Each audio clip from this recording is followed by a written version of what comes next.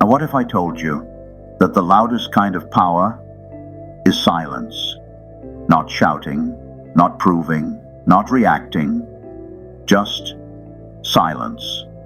Most people are terrified of silence because when the noise stops, when the opinions die down, when the likes stop coming in, when there's no one left to impress, what's left? Only you. And if you've been living your whole life for applause, validation, revenge, or noise, then silence will feel like death. But I'm here to tell you something that no one ever taught us growing up. You don't grow when you're reacting. You grow when you withdraw. You've been told to chase, fix your reputation, get closure. Tell your side of the story. Explain yourself. Prove them wrong. Post it. Say it. Argue it. Defend it. But what if I told you the most powerful move you could ever make is none of that? What if the answer is to stop, to let go, to detach, not as an act of revenge, not to get them to notice, not to appear mysterious, but because silence is where clarity begins. Because silence doesn't beg, it builds. And silence, it doesn't prove, it transforms. There comes a time when life strips you of all the noise, the people who don't understand you, the ones who underestimated you, the chaos that tried to pull you under. And it gives you a gift that at first feels like punishment. It makes you invisible, unnoticed, ignored, alone. And that's where it begins. This is the truth most people will never accept. But it changes everything. You've been pouring your energy into everything and everyone outside of you, trying to control things you were never meant to, trying to fix people who never asked you to, trying to win games you don't even believe in. But what if all that time, all that effort, all that pain was just a distraction from the only thing that was ever in your control, you? What if you turned that attention inward? What if you stopped speaking and started listening to yourself? To what you're running from, to what you actually need, not what they told you to want, not what society glamorized, not what your ego screamed for, but what your soul is quietly asking for underneath it all. You don't need more attention. You don't need more opinions. You don't need to post a response, send a final message, make one more call. You don't need to yell louder just to be heard in a room that was never meant for you. You need silence. You need focus. You need solitude. You need you. Focus only on yourself and stay silent. Everything else will fall into place. Because there's something they don't tell you about silence. It's not empty. It's full of answers.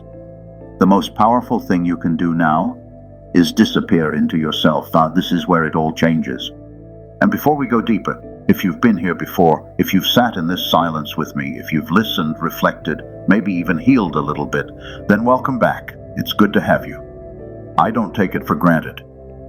The fact that out of the millions of voices out there, you chose to spend your time here, in this space, in this quiet. And if this is your first time, if something about this video pulled you in, or maybe you're tired of the noise, tired of the chaos, tired of chasing everything but yourself, then this is your place too. You don't need to impress anyone here. You just need to be honest with yourself. So if something here has already started to speak to you, if part of you knows that this silence, this message, isn't just a video, it's a reminder you needed, then take a second, subscribe, not for me, for you. So you don't forget to come back to the silence when the world gets loud again, because it will. But this space, this stillness will always be here, waiting. Part 1. Silence is power. There's a reason the Stoics rarely raised their voices. There's a reason their wisdom was recorded in journals, not shouted from rooftops. There's a reason Marcus Aurelius wrote to himself, not to be admired, not to trend, but to stay sane. Silence was not weakness to them. It was training. It was restraint. It was self-command. We have 2 ears and 1 mouth for a reason. That wasn't just a clever quote by Epictetus. It was a way of life. They listened twice as much as they spoke. Because when you speak too soon, you speak from the wound. But when you listen and observe, you speak from the center. The Stoics believed in Logos, the divine reason that lives in all of us, but they knew that it's quiet. It doesn't scream, it doesn't beg for attention, it waits behind your impulses, behind your reactions, behind your ego. So they trained themselves to pause, to hold back, to feel the wave rise and not ride it. Because silence isn't the absence of noise, it's the presence of power, of clarity, of self-possession. Now, let's pull this into the present moment. You don't have to be a philosopher to see how loud this world has become. Everyone's got something to say. Everyone's got an opinion, and most of it isn't theirs. It's recycled, projected, echoes of unresolved pain being passed around like a virus. And if you're not careful, you become a carrier, caught in conversations that drain you, reacting to strangers like they matter more than your peace, explaining yourself to people committed to misunderstanding you. But silence. Silence is a boundary, a psychological filter. Neuroscience shows us that our brains mirror the emotions around us. It's called emotional contagion. If you sit with anxious people all day, your nervous system will absorb it. If you consume rage, gossip, outrage, comparison, your brain starts to treat those emotions as your own. And in that chaos, you lose yourself. But when you're silent, truly silent, not scrolling, not talking, not explaining, just being, something powerful happens. Your brain resets, your dopamine levels stabilize, your breath deepens, you remember what's real again. People think silence is passive, that it means you're afraid, that it means you have nothing to say. But that's because most people are addicted to noise. They think if they're not constantly seen, heard, reacting, and posting, they'll disappear. But here's the truth. You don't lose power when you go silent. You build it. Because when you're no longer wasting your energy reacting to everything that doesn't deserve your attention, you reclaim your power to choose, to direct your energy inward, to create instead of consume, to move instead of talk. Now ask yourself, how many times have you given away your peace in the name of venting? How many times have you spoken a goal out loud, only to lose motivation right after? How many times have you tried to explain your value to people who had already decided not to see it? That's the cost of overspeaking. It cheapens what's sacred. It leaks energy. It creates expectations before you've even begun. The Stoics had a word for this, enkrateia. It means self-mastery. And one of the first signs that you're mastering yourself is that you stop feeling the need to be so visible. So here's a challenge. Start withholding your opinions unless they're deeply necessary. Start sitting with your reactions instead of spilling them. Start protecting your goals by not talking about them. Start being okay with being misunderstood. Because in a world where everyone wants to be seen, the one who can stay unseen, who can be still, focused, unbothered, that person is dangerous. That person is free. Part 2. Focus only on yourself. You were never supposed to be this distracted. Your mind wasn't built to keep up with 1,000 opinions. Your soul wasn't designed to be pulled in 10 different directions before breakfast. Your attention, it's being bled dry. And the truth is, you can't build anything meaningful when you're giving your energy to everything but yourself. This is where the shift happens. You stop pointing outward.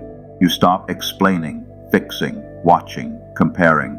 And for the first time in a long time, you turn inward.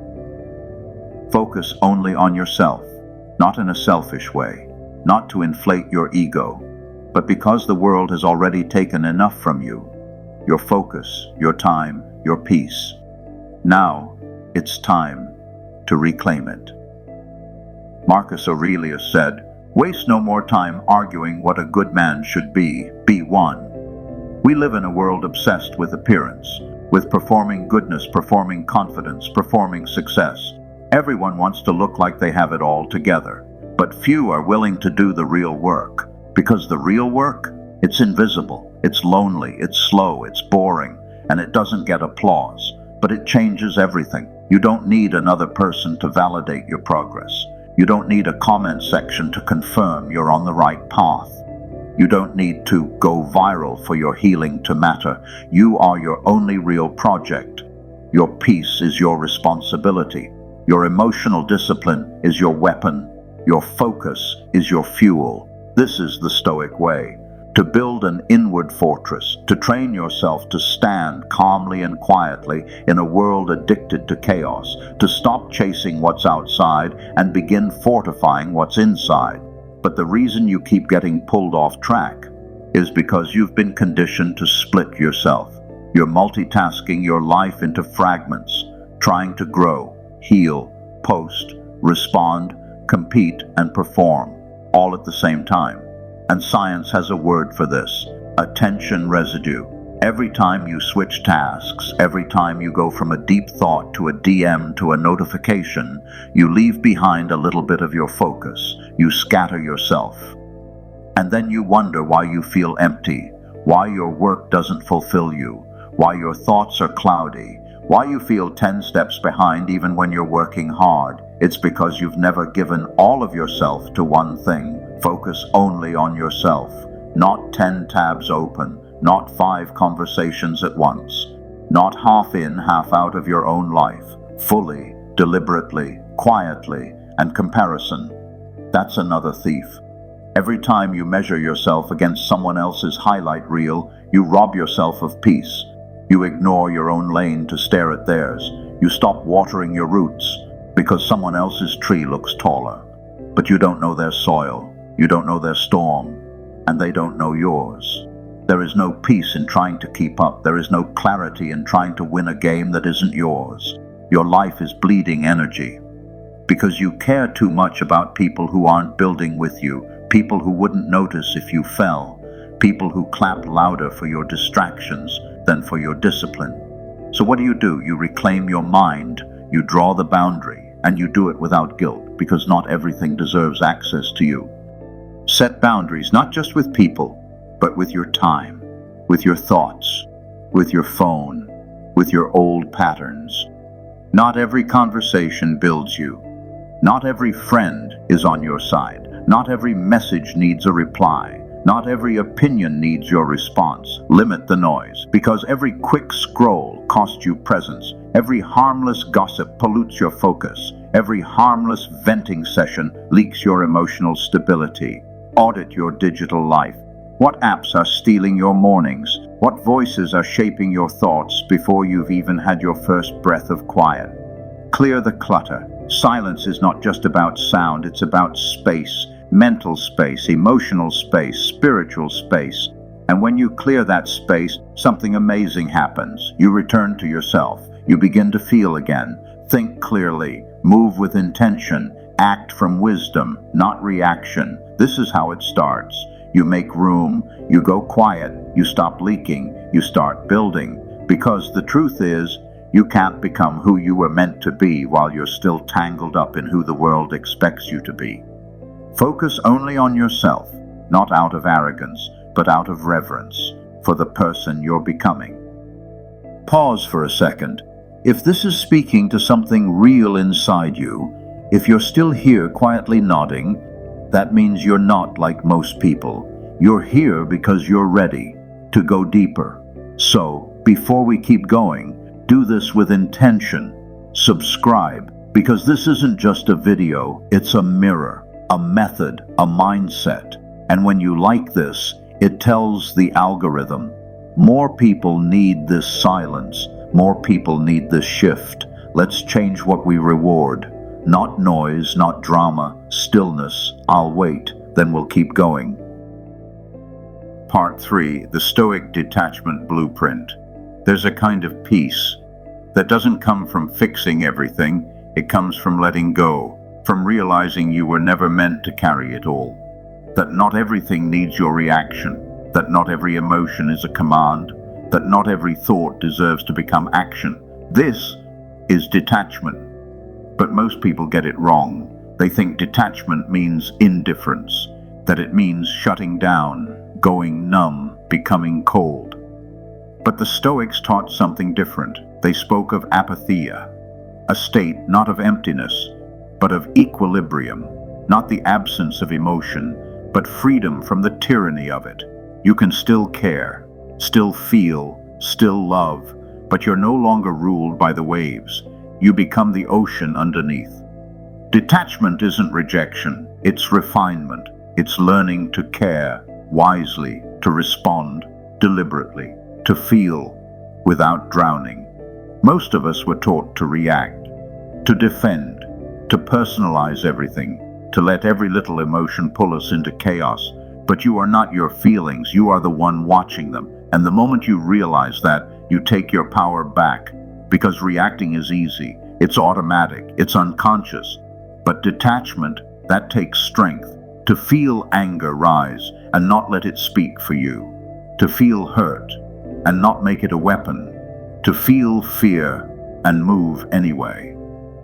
Not reacting is the greatest form of strength, because in that space, between what happens and how you respond, you become untouchable. You gain clarity, you gain options, you gain freedom. This is the Stoic blueprint. It starts with one truth. Control what you can, let go of what you can't. It sounds simple, but it's a revolution. Most of your pain comes from trying to control what was never yours. Other people's words, their opinions, their choices, their loyalty, their apologies, their timelines, their validation. You've been breaking yourself trying to bend what's not yours to hold. And it's time to put it down. You can't control how they treat you. You can't control what they see. You can't control if they understand you. But you can control how you carry it. You can control whether you let it steal your peace. You can choose stillness over reaction, and that's enough. So how do you practice this? How do you live detached in a world that demands a reaction every second? Start small. Build quiet rituals. Begin with this. Chapter 1. Daily journaling, like Marcus Aurelius did, not for anyone else, just for you. Every night, ask yourself, what pulled me out of character today? Where did I react when I could have observed? What did I carry that wasn't mine? Don't write to impress, write to unload, to process, to understand. 2. Breathing and awareness resets. Every few hours, pause, not on your phone, not with music, just breathe. Check in. Where is your mind right now? Is it in the past? Is it fighting a battle that's not happening? Bring it home. Because when you anchor yourself in the moment, you cut the strings that pull you in every direction. 3. End of day reaction review. Before sleep, ask, did I stay in control of myself today? Or did I give someone else the remote to my emotions? If you slipped, forgive yourself, but don't lie to yourself. Self-honesty is the foundation of detachment, because you can't master what you won't admit. This is how you build strength, not by hardening, but by loosening the grip, not by disconnecting from life, but by connecting deeper to what matters. Detachment is not abandonment, it's alignment. It's walking through fire without letting it burn you.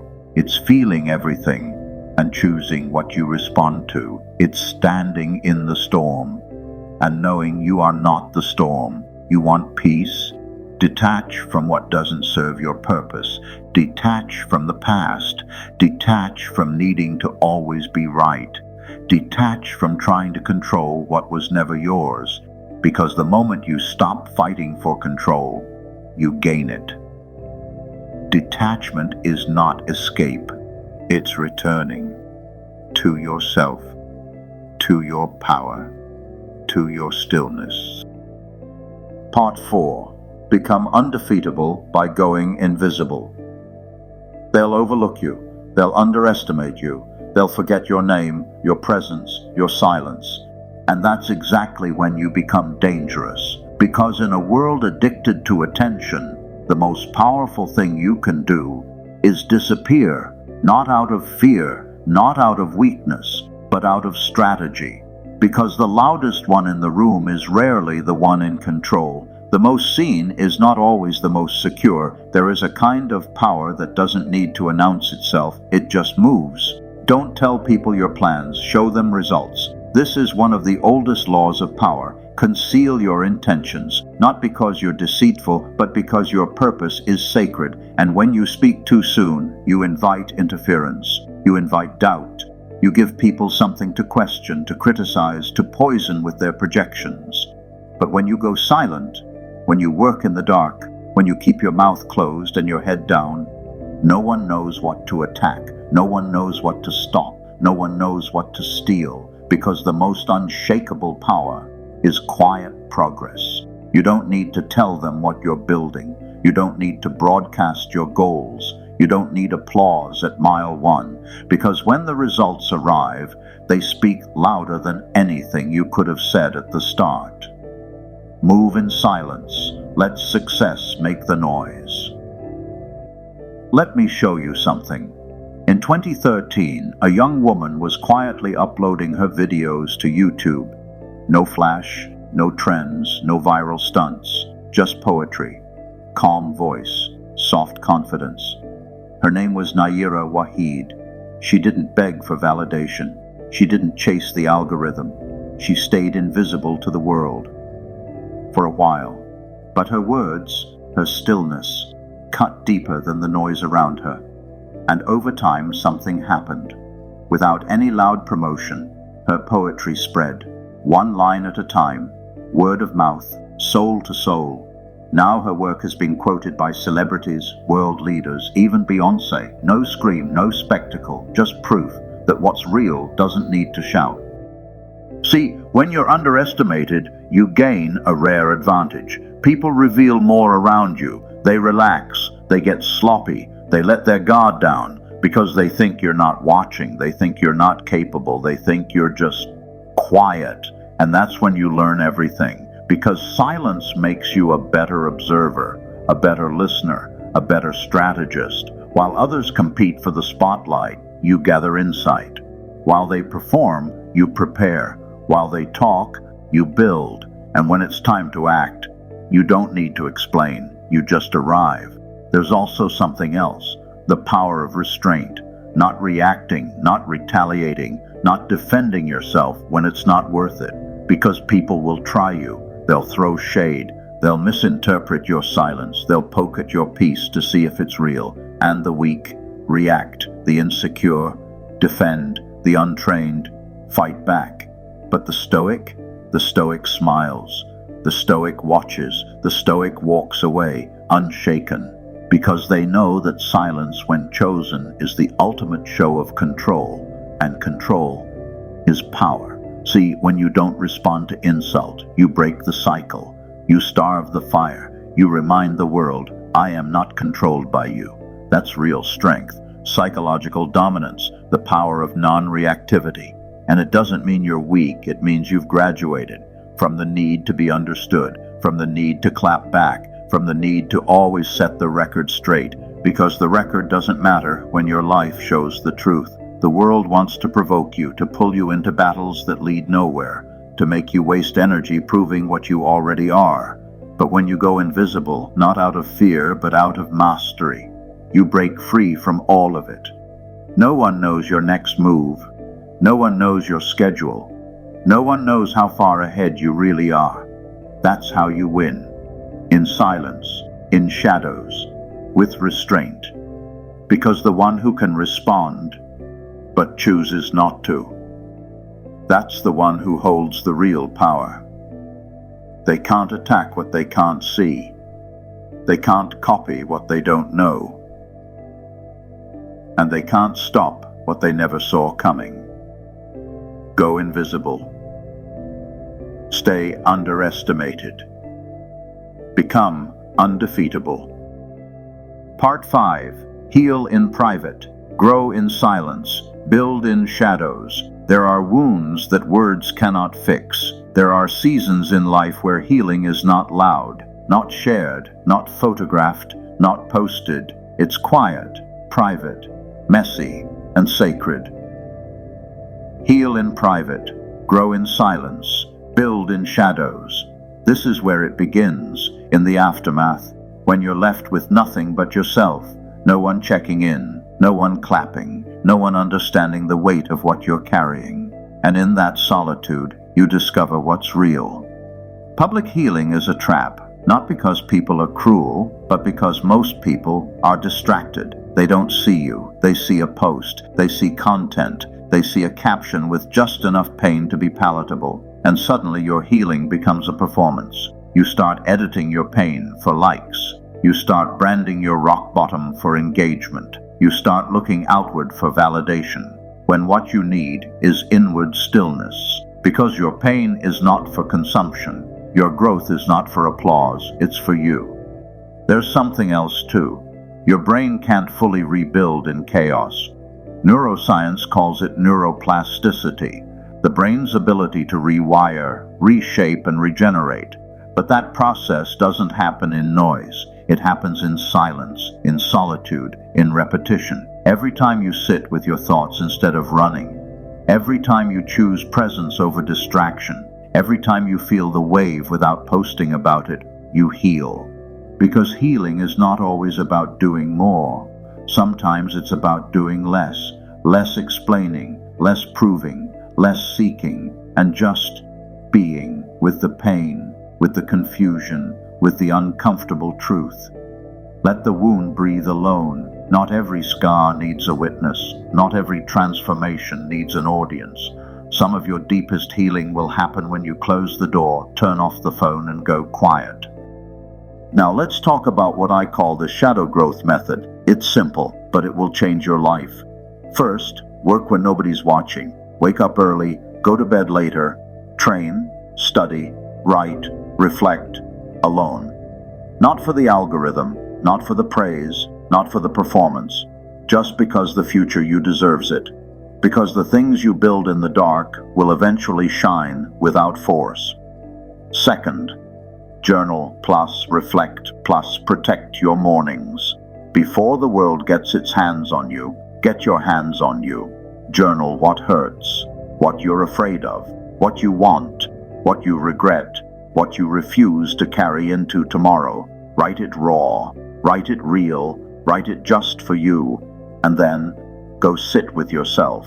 No phone, no playlist, no distractions, just you and the truth. Lastly, build routines that serve you only. Not routines you saw online, not trends, not what your friends are doing. Build practices that anchor you, that bring you back, that remind you who the hell you are without needing anyone to clap for it. Because this kind of growth, it's not sexy, it's not aesthetic, it's not marketable, but it's real. But here's the part most people don't want to talk about. You will lose people on this path, people who don't understand your silence, who misinterpret your distance, who think your detachment is arrogance, who want the version of you that was always available, always explaining, always bleeding to make others comfortable. But healing has a cost, and that cost is not everyone can come with you. Some people only liked you when you were broken. Some people only clapped when you were entertaining your pain. Some people loved the performance version of you, not the real one. And that's okay. Let them go. Let your absence teach them what your presence never could. This season of your life is not about proving. It's about preserving. Preserving your peace, your energy, your growth, your progress. So heal in private, grow in silence, build in shadows, and when you emerge, you won't have to say a word. They'll feel it, the strength, the clarity, the power, all born in the dark. Part 6. The Stoic Life System. A man doesn't become disciplined by accident. A woman doesn't become calm by luck. A strong mind, like a strong body, must be trained, not once, but daily. And this is where most people fail. They want the peace of a Stoic without the structure. They want the confidence without the consistency. They want the strength without the systems that forge it. But there is no elevation without a frame. There is no power without a process. So let's build one together. A Stoic life system. Simple, practical, repeatable. A daily framework that will anchor your mind, body, and soul in stillness and strength. Morning reset. 1. No phone for the first hour. Before you let the world shape you, shape yourself. Because the moment you open that screen, your mind is no longer yours. You hand your thoughts to strangers, your mood to a headline, your peace to an algorithm. So, for the first hour, reclaim it. Let silence be the first voice you hear. 2. Begin with Marcus. Today I will meet people who are meddling, ungrateful, arrogant, dishonest, jealous, and surly. But I will not be harmed by them, for none of them can degrade me. These are the words Marcus Aurelius repeated to himself. Not to be cynical, but to be ready, to set the tone, to remind himself that peace does not depend on others behaving well, but on him staying rooted. Repeat it, feel it, live it. 3. Move your body into presence. Cold exposure, stretching. 5 minutes of stillness, not because it's trendy, but because your body holds tension your mind can't name. And when you move it, when you shock it awake with discipline, you begin to command yourself. Even if your thoughts are storming, even if your emotions are noisy, when your body becomes steady, your soul follows. Midday awareness checks. This is where most people lose themselves. They start the day strong, but get pulled under by noon. So you must pause, deliberately. Set a timer every 3 hours. When it goes off, stop. 5 minutes. That's all.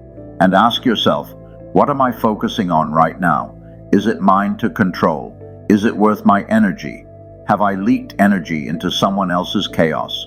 Did I say yes when I meant no? Am I fighting battles that aren't mine? Have I checked in with myself or just checked my phone? This is the power of interruption, not from the outside, but from within. 5 minutes of silent recalibration can save you 5 hours of wasted energy. Because the world will always try to make you reactive. The system is built on your distraction. Your scattered attention is their currency. But you choose presence, stillness, a return to your center. That's your resistance. That's your freedom. Evening closure. This is the hour most people waste. They scroll, they spiral, they overstimulate. They try to numb what they refuse to feel all day. But the Stoic closes the day with intention. 1. Practice reverse gratitude. Everyone says to list what you're thankful for. But here's the Stoic twist. Give thanks for what didn't disturb you. Thank the silence. Thank the solitude. Thank the moment you almost reacted, but didn't. Thank the fire you didn't fuel. Gratitude is not just for what you have, it's for what you preserved. 2. Ask yourself, what did I control well today? Not what went well, not what made me happy. But where was I strong? Did I master my impulses? Did I hold my tongue when I could have exploded? Did I walk away when my ego wanted to stay and fight? This is how you train self-respect, by recognizing your moments of restraint, by honoring the strength no one else saw. 3. Cut the noise. Sleep like a warrior. A warrior doesn't go to bed in chaos. He shuts the gates. She ends the battle internally. So cut distractions. No more notifications. No more loops. No more noise. Let your final moments be intentional. Stretch, reflect, exhale, and sleep. Not like a victim of the day, but like a soldier who conquered it. You don't need more hacks. You don't need more noise. You don't need to optimize every second. You just need a frame, a rhythm, a way to return to yourself every single day. Morning, set your intention. Midday, reclaim your energy. Evening, honor your discipline. This is how you become unshakable, not through force, but through ritual, not once, but every day, in silence, in stillness, in shadow. Reflection. You've spent most of your life looking out there, looking for answers in people, in praise, in chaos, in noise. You've given your attention to people who never deserved it, your time to things that drained you, your soul to places that never knew what to do with it. And maybe no one taught you this, but not everything is meant to be shared. Not every moment is meant to be posted. Not every emotion deserves a reaction, and not every version of you is meant to survive. Because the truth is, you don't need more noise, you don't need more people, you don't need more attention. You need stillness, you need self, you need silence. The most powerful transformation doesn't happen when the world is watching. It happens when you disappear, when you go quiet, when you choose yourself in silence and keep choosing, when you stop trying to explain yourself to people who were never capable of understanding you, when you stop begging for closure from people who benefited from your confusion, when you stop proving, chasing, bleeding, and you just stand still, you stop looking for the moment, you become it, you learn to say nothing and still win, to disappear and still rise, to lose everyone and find yourself. That is the power of silence, the strength of restraint, the beauty of focusing only on your own lane, while the rest of the world burns out trying to be seen. Because here's the truth they don't want you to know. You are not behind. You are not broken. You are not late. You are just quiet. And quiet is misunderstood in a loud world. So don't chase what was never meant to stay. Don't explain what was never meant to be understood. Don't scream to be heard by people committed to misunderstanding your frequency. Instead, return to yourself. Choose discipline over noise. Choose peace over presence. Choose silence over validation, because that's where everything begins. Focus only on yourself. Stay silent. Everything else will fall into place. Epictetus once said, "First, say to yourself what you would be, and then do what you have to do." If this spoke to something you felt but never said, if it cut through the noise you didn't know you were carrying, if it hit you differently, subscribe, not just for the content, but to stay connected to this kind of stillness. Comment below. Tell me what silence has taught you. Tell me how it saved you, or how you're learning to trust it now. Because someone out there is still loud, because they're still lost. So if this gave you something real, share it with them, not to go viral, but to give someone the permission to finally go quiet and find themselves. Focus only on yourself. Stay silent. Everything else will fall into place.